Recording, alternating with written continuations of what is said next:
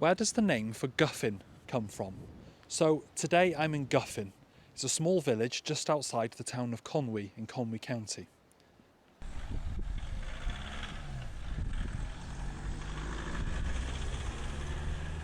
Gyffin is named after the river which flows through the middle of it, the Avon Gyffin. The word Gyffin is the soft mutation of the word Cyffin.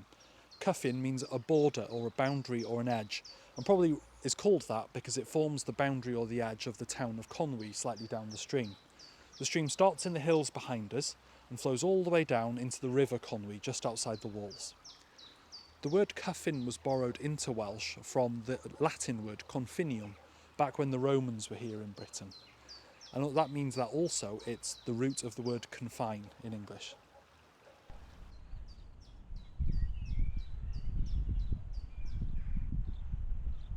So the name for Gyffin literally means the boundary, the border, the edge. Anyway, diolch, thank you. Give us a like, give us a share and give us a subscribe. And if you want to support me on my quest to explain every place name in Wales, you can on my Patreon. The link's in my bio. Diolch. Have a good one.